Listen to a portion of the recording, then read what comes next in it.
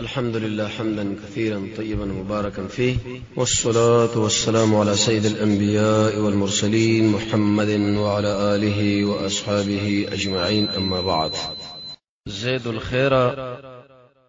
رسول الله صلى الله عليه وسلم په یو بل ملګری او داغه د سیرت مبارک خبره کو. جناب نبی کریم علیہ السلام دله ویل چې لله درک یا زید ای رجل انت، الله د خیر کثیر درګه زید تعالی را او ډیر اوچت شان والا سړی دی دا اوچت نارینا. حدیث کې راځي جناب نبی کریم علیہ السلام فرمایي دا خلک د شي دی لګه قانونا په دې قانون یو قسم کانی دي. کوم انسان چې په جاهلیت کې غره دی هغه چې اسلام لره داخل شوم په مقته حیثیت باندې پاتې کیږي. غره اعلی د زید رضی الله تعالی عنہ زید الخير یو دو واقع نن ذکر کوو چې وای د جاهلیت د وخت او بل د اسلام د وخت ده. جناب نبی کریم علیه الصلاۃ والسلام چې دا کوم ملګری لري زید د جاهلیت په وخت کې دله د ملګرو ویلي زید الخيل د اسونو زید الخيل ورته په دې مناسبت باندې ویلي چې ډیر انتیزیت اسونه لرل، لیکن چې کله دین د اسلام باندې مشرف شو د اسلام منقبت خپل کې محمد رسول الله صلی الله علیه وسلم دلبه نوم کې خودرو زید الخير باندې بیا دیږي په زید الخير. زید الخيل چې دا د اسونو والا دی دا واقع څنګه و؟ د بنی عامر او د قبیله د یو سپینګرینا امام شیبانی رحمه الله دا واقع ذکر کړی دا هغه په دې طریقه باندې وی وخت زمنګا په علاقه کې انتهایی قصلی لاله وچکالی و بارانونه چې د برابر شو لاندې زمکه شینکی و غیره دا بند کړی هیڅ شیم نه و، فصلونه برباد شو، سروي برباد شو. وی زمنګ یو سړی او هغه خپل ټول خاندان را روان کې او د حیره علاقې له بوتلو چې دا د نجف او کوفه په مابین کې لوی خار دی. هلته پرې خو دوه خبره ورته وکړي، زما انتظار کوي زبر تر اعظم او ځان سره ویلې وزماره په الله باندې قسمي یا چې دی خو خلکو خو زر اعظم د خپل خاندان لرزان سره مډیر انتیزیت مالونه راوړي او کشرته مال نه وړو به ځان وښنه. ان کلک عزم او قصد وکي توخه موخه د ځان سره برابر کړو. صاحب د دې ځن روان شو، شپه ور باندې رااله مخره لوی خیمه ده، دغه خیمه په دی خوا کې یو شی دی تړلې شوی. نو د ځان سره ویلې چې اولنې غنیمت چې رب العالمین مال راکې ازما پر سفر کې هغه امداده د دې شی تړلې شوی په طرف باندې قصد وکي او اراده دا وکړه چې دا غوټي موټي اخلاص کم ځان سره او روان کم روان شي. نو به اراده دا و چې زور باندې سور شم. ناسا په یو आवाज ور باندې وشو، دا خبر ورته وکړه چې پرې د سروي او خپل ځان زمانه بچکا کپرې د نو ګور ځان لري کار وکړو. د شي شاوخه وکړه چې دومره خطرناک आवाज مال راغی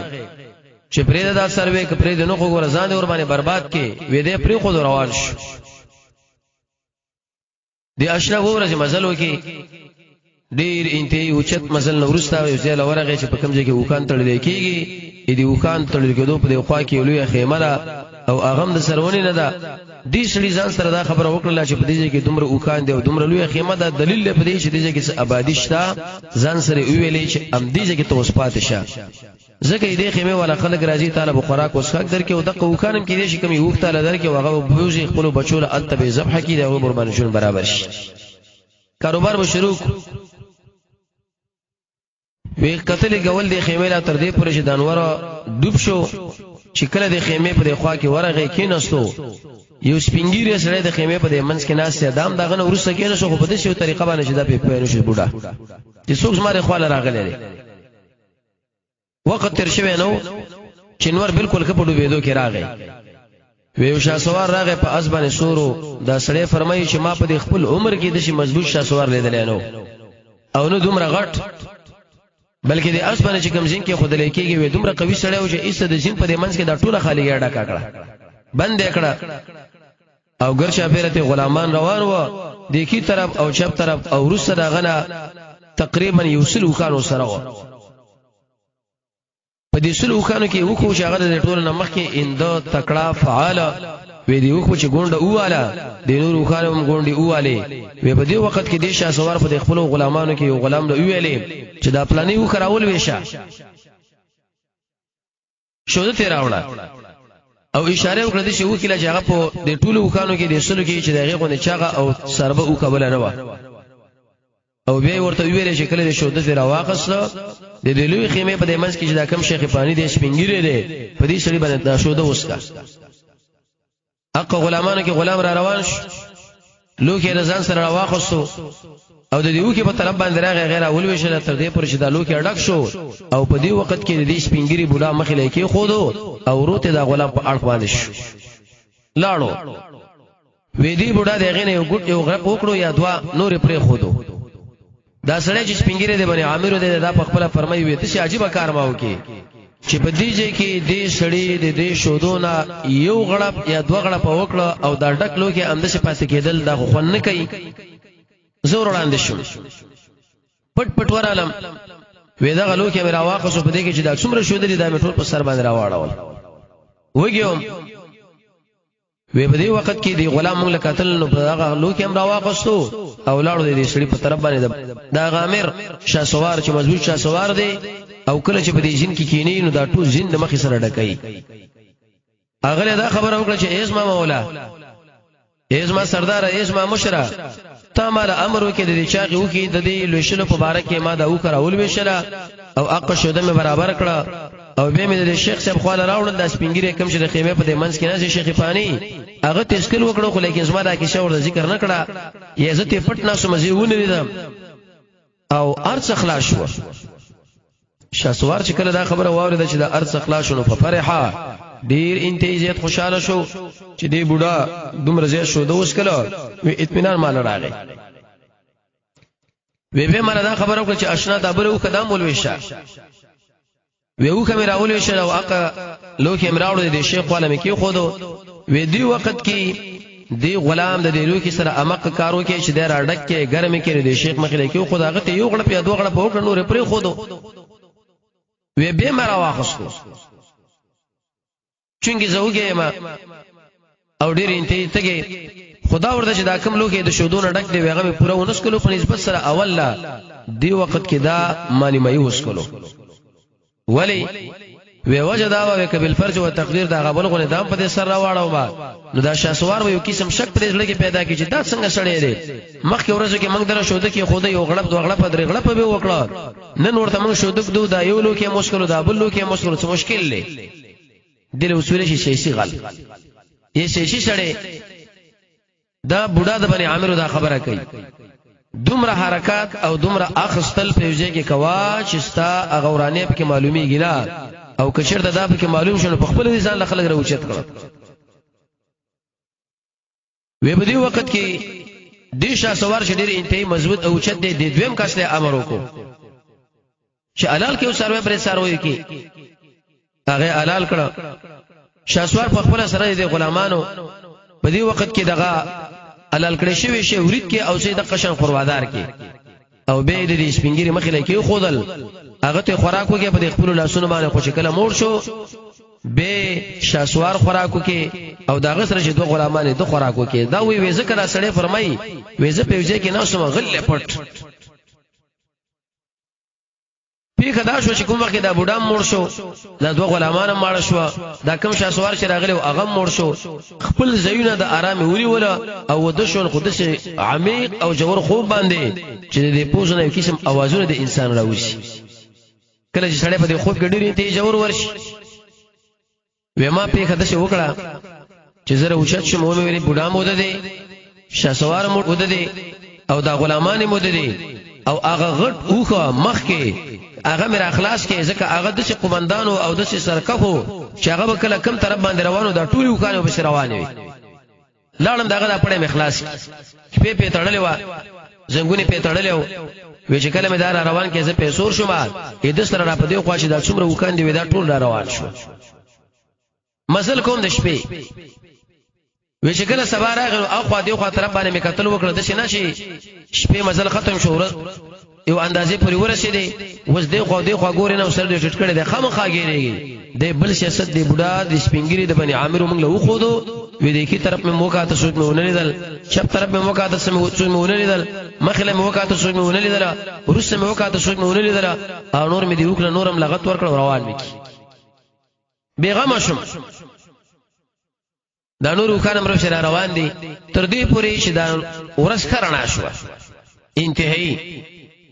وی به می شکل دی یو طرف لوکاته چې ګورما په دې طرف کې دوه تور شي نه معلومیږي تا به دا ګمان کول کې یو شاهین او باس چر روان دي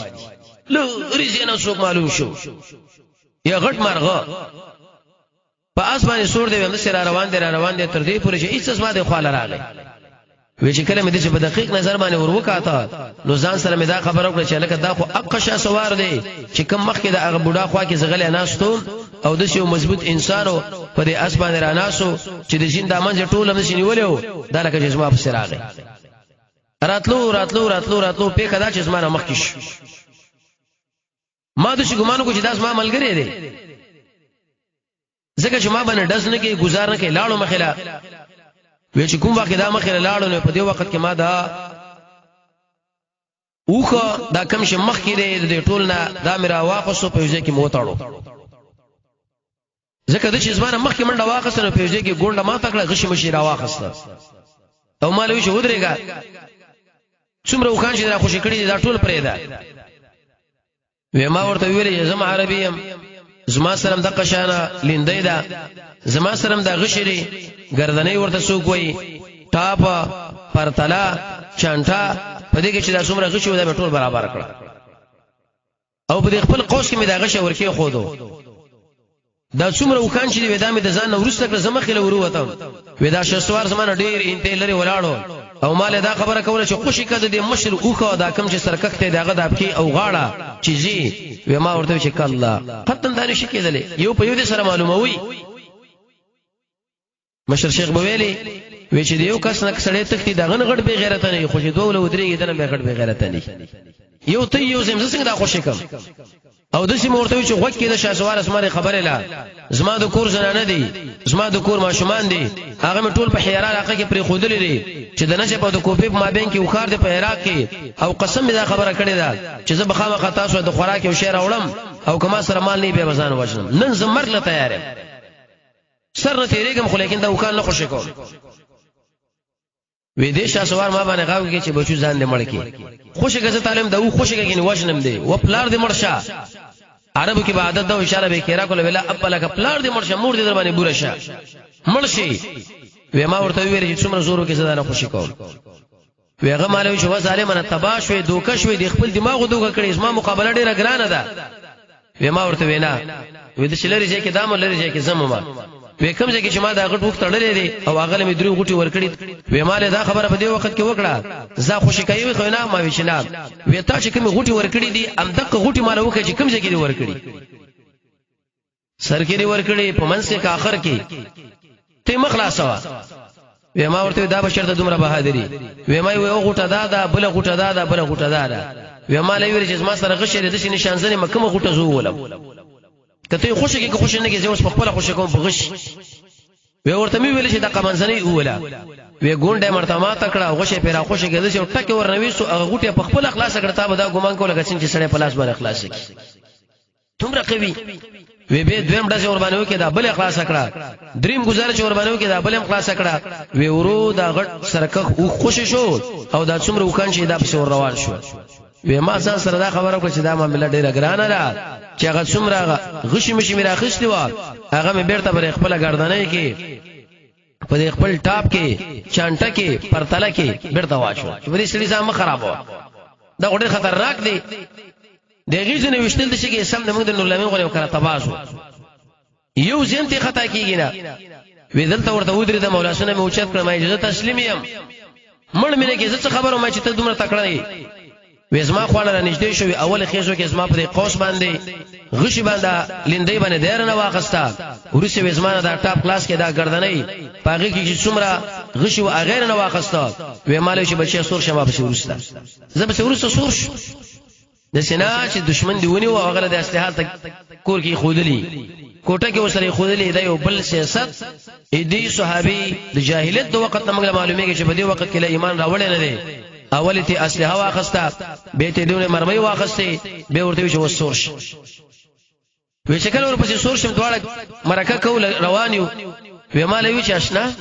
تا خو زما د وکړه روان کړی دي او بیر زدمره په عذاب کړم چې ما تعالی دا غوټي خوشی کتانه خوشی کولې په کدا چې په خپل ګونډه باندې میسته چې ماته مې کړو دا غشم پیرا خوشی کړه غم اخلاص کړه سید خیال لې چې زبستا سره سکوم زه په کومه طریقه باندې مړ کوم یا به څه عمل سره کوم وې ما ورته ویل چې ما دومره غړ ظلم کړي هغه شپنګيره په خیمه کې مې پرې خو دو او دغه نه مې را پدې خو د اصل یو سلیو ټولو خان روان کړه او ډیر وګد مسله مې وکړه ته مې ستړي کړې ته مې پریشان کړې به د اسمانه مقابله اراده وکړه زره وجلم او مال دې وی چې دا خوشی کا ما خوشی نه کړه اخر دې په خپل په دې غشي باندې ویشته په کدا چې ما تسمی تعالی درکړه او زما دا غشي او د مرمي ارچله واخسته زت تا بارکه د عقیده ساتم چې ته ما وژنه خوري خطرناک مر باندې ویغه مالوي څنګه دی وژنم وې ما ورته وژنم خو مې زکه چې څومره تعظیم ما تعالی درکې تکلیف او خوګان مې درکې په تاریخ کې دومره خوګان چا ور کړی نه دي طبعا چې سړی راوچې شو د بل چا د مال د بل چا د سر د بل چا د خبرو پروا نه ساتي دا به اوس په کې سر خوري تکلیف مې درکې خو په اخر دا شو چې رب العالمین ته ما باندې را کامیاب کړی وې دی وخت کې د مالوي چې کله وحاشا زه هیڅ وخت کې تا نه وژنم محلهل یو سړی دی وېتا دا غسر په خوراک اوسکا کې ځان شریک کړو او هغه زما پلار دی زما پلار ویغه به یو غړپ یا دوه غړپ وکړه هغه خیمه کې چې بوډا ناستو محلهل نمیدو او مخکې د دینه به هغه خوراک نشي کولای خو چې کله تا خوراک وکي او هغه وکي هغه په خوراک راوسو خلک وای وې د مل مسره برکت راځي د کور والا سره اون به خوراک زیاتي وې چې کله مې دا محلهل نوم واخستو وې ما دلوي چې ازید الخيل انت هلکه ته هغه سړی چې هغه اسونه لري هغه زید نوميږي وې دې مال ویل چې نعم او زه هغه سړی وې به مې ورته ویل چې سیدا تا خو زونی ولا ما خو زو قیدیم زما سره ګور ډېر د نرمه معاملې وکا به عزت رانه کی وې مال چې لا باس علیک اس پروا در باندې نشتا زی بوتلم هغه زله چې کم زله ما دا وکان ارسل روان کړیو وې چې ګورم دا ټول خان نورم په غیزه کې و خدامه را قسم وکي چې اے سړیا زما دې رب العالمین باندې قسمي دا یو سړیو خان ک چیرته زما خپل وې ما ټول تعالی درکول زه تاسو نه درتلم لیکن دا زما د خور دی زه د خور مال تعالی نشم درکولې کله کوی پلانې سړی چې دی هغه د پلانې علاقه ارسل خان دی پردی بو سړی بکی ارسل خان د سړیو خلکو له چې دا بو سړیو دا بو سړی وې هغه په سړی راوړل چې کله به دغه ځنه خبره بار کړه هغه بوس والا بکلک داونه داول وی مال ارسل خان کا کامر کړی دی د زید ورته ویلې وې زده چې سړی نه يم چې پردي مالونه هدیه کوم خلکو لا زما په دې کې یوم نشته خو ته د شوکا چې زما سره بریځه کې کینا سبا زره قوم سره اراده جګړې لرم چې څومره مان په غنیمت کې ونی واغه په ټول تعالی تسلیم کوم خپل کور له بوسه واده وسره وکړه عرب دومره شاسوارانو مو دومره سخینم وی په کدا چې درې ورځې تیر شوي بني نمیر په ځامنو باندې وراله هغه سره جګړه وکړه تقریبا سلو خانې دغه ونی ولي را روان کړي ټول مال راکړي ایوم تنه په دې کې نه سره مونږه ګارد باندې ګاټ والا کسان ما سره راکړه وی ویل چې دا سړی د حیاره علاقې پورې بوزي چې ورته پلاره کې تکلیف ورنه کې چې کله په خپل قربان ور داخل کې تاسو تیر روان شي دا د زید الخيل د یو صحابي دی چې زید نوميږي زید الخيل معنی د اصل والا زید لا دو وخت کې د ایمان نه دراوړي د جاهلیت په وخت کې دا واقع دی او د سخا سره د عجیب واقعا او د شهامت او د غیرت یو بل واقع و چې د صحابي وره ایمان راوړي ایمان راوړو خو څنګه راوړو او په اسلام کې د څنګه واقع رااله په کدا چې د محمد رسول الله صلی الله علیه وسلم دعوت ډیر په ولولو باندې روانو نن دا ځای ونی او سبه هغه ځای ونی نن دومره ملګری اسلام کې داخل شو بل ورځ دومره وی نتیجه دارو وتله چې د زید الخيل د محمد رسول الله د دعوت ترقی په خپل غوګونو باندې واوریدا او دا خبره معلومه کړه چې محمد رسول الله خلک سره دعوت دی دی کلمې چې لا اله الا الله محمد رسول الله وی خپل راس ورلی د برابر کړه د خپل خاندان اغلوی لوی قومندانان مشران د برابر کړه راځي چې ویلاړ شي یثرب علاقیلا او د محمد رسول الله صلی الله علیه وسلم ملاقات وکړو ملګری ور سره لاړل اې دې توي قبیلینم په ډېر انسانان لاړل چې زر ابن سدوس په نامه باندې ملګری واغم لاړو مالک ابن جبیر او قومندانو دام لاړو عامر ابن جوین په نامه یو بل اغم لاړو تر دې پوری مدینه منوره له ورسېدل او د مسجد نبوي په طرف باندې دا ټول لوی لوی شملو قولو ولا مشران ور روان شو خپل اسونه خپل وخان د مسجد نبوي په خوا کې چوکړو چې کله ورله په دې وخت کې په کدا چې محمد رسول الله صلی الله علیه وسلم خپل ملګرو له واعظ خبره شروع کړي منبر باندې پاس ناس دي وی رسول الله صلی الله علیه وسلم دومره عجیب طریقه باندې واعظ شروع کړو چې کله دا مشرانو سرداران ورله کېناستا داغه خبرو په د باندې اثر وکي او به وی ویل چې مسلمانان ته د شګر چا پیرانه سي بالکل خوځيږي نه تاسو کوم عجیب انسان دی ور باندې نور اثر وکي او به ویل چې اس خاموشي کې ناشتي او وی ویل چې عجیب تاثیر کړي دی په دې خلکو باندې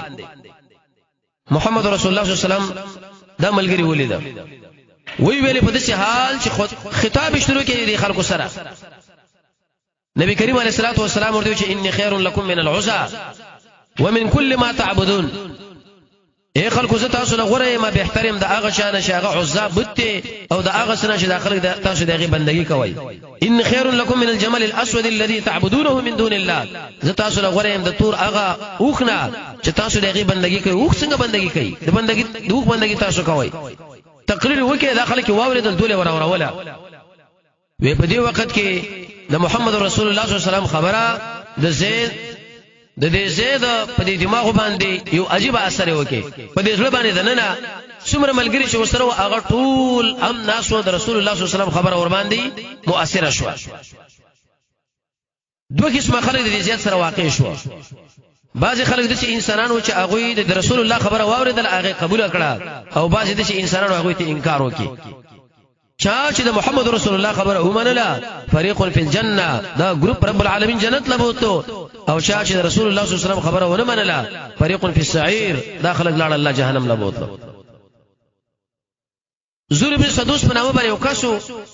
هغه چې د محمد رسول الله تقریر لغوه کې خو د ویل چې په ملګرو باندې چې عجیب اصل کړي دي خپل مابین کې د ملګرو لویل وسماره په الله باندې قسمی دا هغه سړی چې په ټول عربو چټونو باندې به د حکومت راځي او زه د خپل صدله نخته کوم چې د محمد رسول الله اطاعت منم نه منم